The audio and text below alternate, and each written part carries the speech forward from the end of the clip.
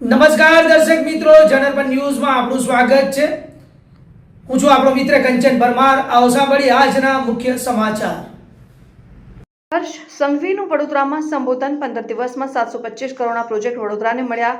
Police વિભાગના કર્યા વખાણ. ભારે ગરમી વરસાદમાં મારો પરિવાર કામ કરે છે. 2 દિવસ પહેલા જ વાવાઝોડું આવ્યું, લોકોએ દરવાજા બંધ કરી દીધા, ત્યારે આ જવાનો ખડે પગે ઉભા રહ્યા છે. આતંકી હોય કે કોરોના, ગુજરાત પોલીસ ખડે પગે હોય છે.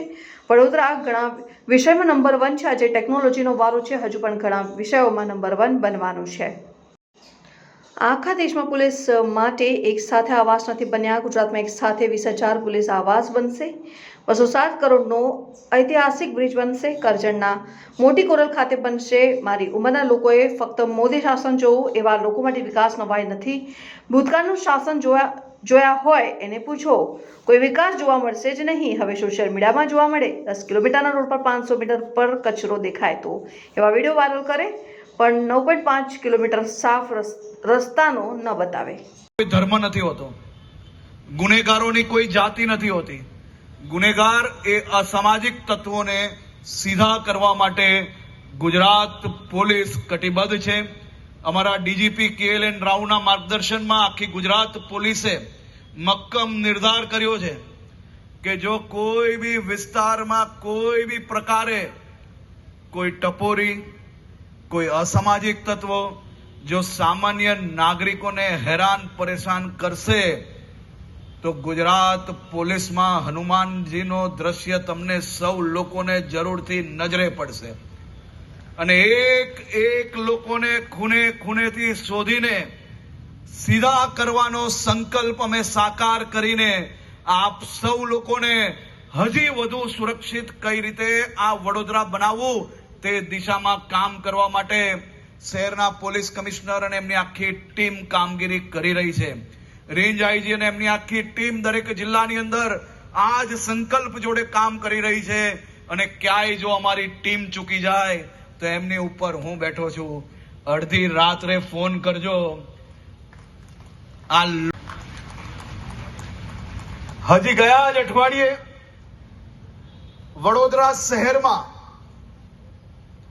200 કરોડથી વધારેના પ્રોજેક્ટોનું ખાતમુહૂર્ત અને લોકાર્પણ કરવામાં આવ્યું હતું. માત્ર 15 દિવસની અંદર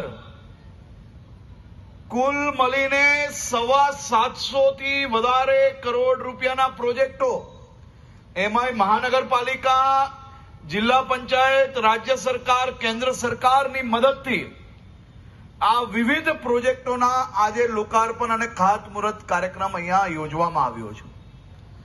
આજના કાર્યક્રમમાં આપની સૌની વચ્ચે ઉપસ્થિત વડોદરા શહેર જિલ્લાના સૌ આગેવાનો, ગુજરાત પોલીસના સૌ ઓફિસરો અને વડોદરા શહેરના સૌ નગરજનોને હું ખાસ કરીને 2 હાથ જોડીને વંદન કરીને આપ સૌને અભિનંદન આપવા આવ્યો છું.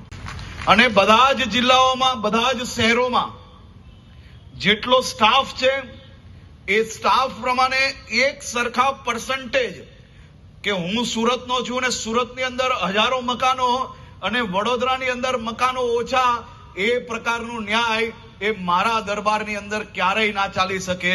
બધા જ શહેર, બધા જ જિલ્લામાં પોલીસનો જે સ્ટાફ છે એ સ્ટાફ પ્રમાણે નક્કી કરેલા પર્સન્ટેજ પ્રમાણે જ્યાર સુધી બધા જિલ્લામાં ના બની જાય અને એ પર્સન્ટેજથી વધારે કોઈ જિલ્લાઓમાં હોય તો એ જિલ્લાઓ પર હમણાં નવા મકાનોની રોક, અને જે જિલ્લાઓમાં ઓછા છે એને સૌથી પહેલા આપવાનો નિર્ણય લેવામાં બી આખા દેશની અંદર આપણી ગુજરાત સરકાર એક જ સરકાર છે.